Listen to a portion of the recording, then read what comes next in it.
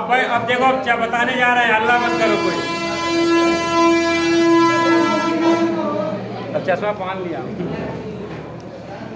अब बैठ जाओ, अब हल्ला मत करो, आवाज हो गया है। चलो देखो पांचवा प्रश्नावली जो समांतर श्रेणी है,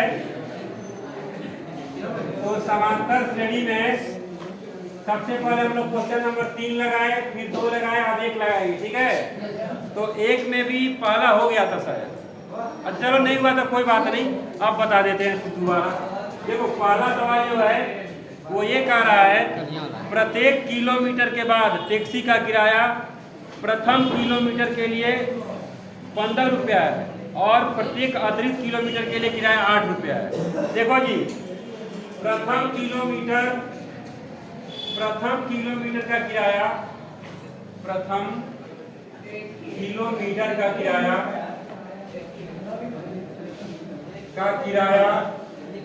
15 रुपया है। समझो सब लोग, अगर 1 किलोमीटर जाओगे तो 15 रुपया देना पड़ेगा। और कह रहा है प्रत्येक अतिरिक्त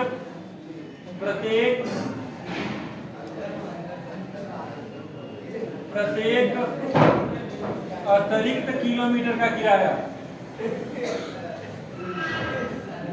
अतिरिक्त किलोमीटर का किराया कितना है? 8 रुपया है। यानी कि अगर 1 किलोमीटर जाओगे तो 15 रुपया दोगे और 2 किलोमीटर जाओगे तो 15 8 23 रुपया दोगे। समझ में आया? अगर 3 किलोमीटर जाओगे तो 23, फिर अब क्या जोड़ोगे? 15 नहीं जोड़ोगे, क्या जोड़ोगे? 8 जोड़ोगे, तो 23 8 31 रुपया। देखो समझो, पहला किलोमीटर जाओगे तो 15 रुपया दोगे और दूसरा किलोमीटर जाओगे तो 15 रुपया और 8 रुपया प्रत्येक अतिरिक्त के लिए, और तीसरा किलोमीटर जाओगे तो 15 प्लस 8 गुणे 2 किलोमीटर ये और 1 किलोमीटर ये, 3 किलोमीटर हो गया। अगला किलोमीटर जाओगे मतलब 3 किलोमीटर तो 8 गुणे 4 किलोमीटर जाओगे, तो समझ में आ रहा है? अगर पहला किलोमीटर जाओगे तो मात्र 15 रुपया, 2 किलोमीटर जाओगे तो 23 रुपया, 3 किलोमीटर जाओगे तो 31 रुपया, समझ में आ रहा है? और 4 किलोमीटर जाओगे तो 39 रुपया। तो बताओ ये समांतर श्रेणी में है कि नहीं है? और चेक किया जाए, अगर डी का मान हर जगह बराबर है समांतर श्रेणी में है, नहीं तो नहीं है। डी का मान कैसे निकालते हैं? T2 माइनस T1 या A2 माइनस A1। तो 23 में से 15 जाएगा 8, सही है। और ये देखो 31 में से 23 जाएगा 8, आ रहा है समझ में? आ जाओ। और 39 में से 31 जाएगा, अतः समांतर श्रेणी में है। समझ में आ गया? तो पहला सवाल क्या है? समांतर श्रेणी में। चलो उतार, बंद कर, रुक ले। अब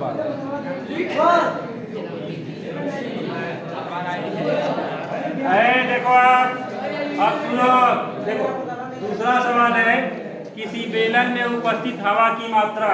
देखो भाई, ये एक बेलन है और इसमें जो हवा की मात्रा है, तो मान लो इसमें हवा भी भरा है, भी आयतन, इसका आयतन कितना है? भी। माना बेलन का आयतन भी है। चलो समझो आगे क्या कह रहा है, जबकि वायु निकालने वाला पंप प्रत्येक बार बेलन की शेष हवा का 1/4 निकाल देता है। देखो जी, अगर पहला बार भी है, सुनो, पहला बार भी है तो इसकी अगली बार 1/4 निकल जाएगा, तो 1/4 निकल जाएगा तो कितना बचेगा? 3/4। आ रहा है समझ में? 1 में से 1/4 घटाएंगे तो कितना बचेगा? 3/। अगर पूरा भी है तो दूसरा बार में कितना निकलेगा? 3v/4। अब क्या किए हो? 1 में से 1/4 घटा दिए हो, तो अब फिर इसका 1/4 निकलेगा, तो इसका 1/4 कितना होगा? जैसे ये सुनो सब लोग ध्यान से देखें, 1/2 लिखा है, 1/2 का आधा कितना होगा? 1/4 कितना होगा? मतलब जितना बोला जाता है उसका गुणा हो जाता है। उसी प्रकार से 3v/4 का 1/4 कितना होगा? 3v/16। नहीं समझ में आया? कितना होगा 3v माइनस 4 में से क्या घटाएंगे 3v/16 तो कितना होगा घटाएंगे तो इसको इसका एलसीएम कितना होगा 16। अब 4 तिहाई 12 में से कितना जाएगा तो कितना बचेगा जी 9 3 12 तो यहाँ पे क्या लिखेंगे। अब देखो क्या डी का मान हर जगह बराबर है निकाल लिया जाए। अगर होगा तो कोई बात नहीं तो समांतर श्रेणी में है, अगर नहीं होगा तो नहीं है। आगे समझ में तो चलो निकाला जाए डी का मान। डी का मान कैसे निकलता है दूसरा वाले में से पहला वाला घटा दे। तो चलो घटा दे हम लोग तो घटाएंगे तो कितना आएगा जी -v/4। इसको घटाओ चलो 9v/16 -3v/4 घटाओ कितना एलसीएम होगा 16 होगा ना। यहाँ कितना होगा 9v माइनस ये कितना होगा 12 अभी घटाए थे हम लोग -3v/। क्या ये दोनों बराबर है नहीं, अतः समांतर श्रेणी में नहीं है। चलो उतार लो चलो चलो अगला देखो, अगला सवाल देखो भाई भैया क्या होगा। चलो देखो ये देखो जी कह रहा है वही पहले सवाल की तरह है। प्रत्येक मीटर की खुदाई के बाद एक कुआं खोदने में आई लागत प्रथम मीटर की खुदाई का लागत 150 रुपये है। देखो भाई प्रथम मीटर की खुदाई लागत कितना है 150 रुपया है। ठीक है हाँ क्वेश्चन नंबर ये तीसरा मतलब पहले का तीसरा समझ रहे। प्रथम मीटर का खुदाई लागत कितना है 150 और उसके बाद प्रत्येक मीटर का खुदाई लागत 50 रुपया।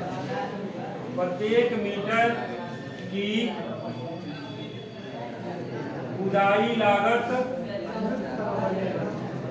150 नहीं 50 रुपया बढ़ जाए। ठीक है अब देखो भाई पहले मीटर का कितना लगेगा 150 रुपया और दूसरा मीटर में 50 रुपया बढ़ जाएगा यानी कि 50 प्लस 150 प्लस तीसरा मीटर में फिर 50 रुपया बढ़ जाएगा यानी 50 प्लस 150 प्लस 50 प्लस चौथा मीटर में फिर 50 रुपया बढ़ जाएगा यानी कि 150 प्लस 50 प्लस 50 प्लस।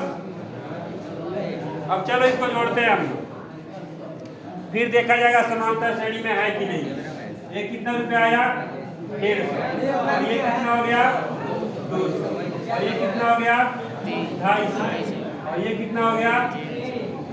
तो चलो डी का मान निकालो 200 में से 50 150 जाएगा तो 50 और उधर 250 में से 200 जाएगा तो 50 यानी कि ये समांतर श्रेणी में हर जगह डी का मान क्या है। प्रथम मीटर की खुदाई लागत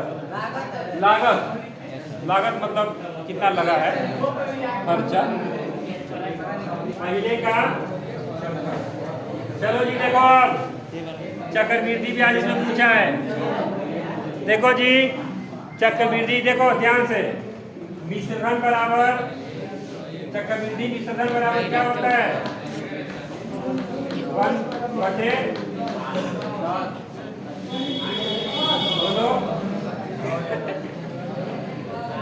ऐसे होता है। हाँ सही है।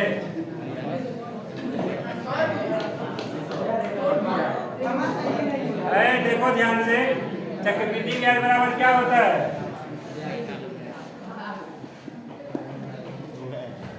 चक्रवृद्धि ब्याज का सूत्र क्या होता है R/100 क्या होता है R/। आगे समझ में चलो देखो साधारण ब्याज बराबर क्या होता है सिंपल इंटरेस्ट PR/। जो पावर है यन है कि एच है वो टी भी मान सकते हो, एन मैं लिखा हूँ, कहीं कहीं बुक में टी दिया है, कोई लिख करते हैं टी लिख सकते हो, कोई दिक्कत नहीं, ठीक है। तो देखो जी, ये जो है ना, ये मिश्रधन का फॉर्मूला है, मिश्रधन का, और ये क्या है, ब्याज का, समझ में आ गया। चलो, तो अब ये देखो ध्यान दे रहा है,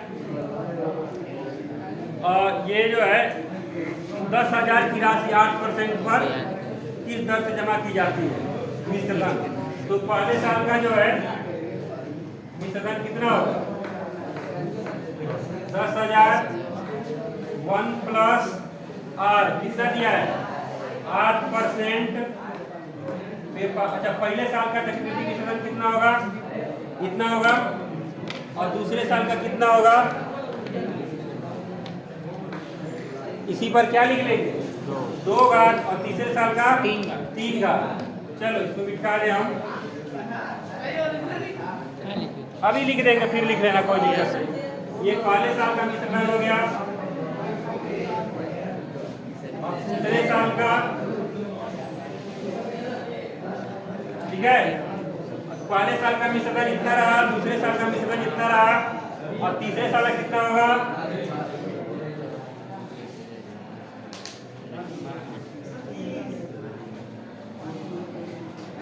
सही है, तीनों साल का हो गया। अब पता किया जाए कि ये समांतर श्रेणी में है कि नहीं है। चलो, इन दोनों को घटाना है, कैसे घटाएंगे भाई, देखो इसको घटाना है दोनों को, तो देखो कैसे घटाते हैं, फिर इन दोनों को घटाने के बाद इन दोनों को घटाना है, ठीक है। अगर ये घटाना हमारा बराबर आया तो समांतर श्रेणी में है, नहीं तो मैं घटाता हूँ। अब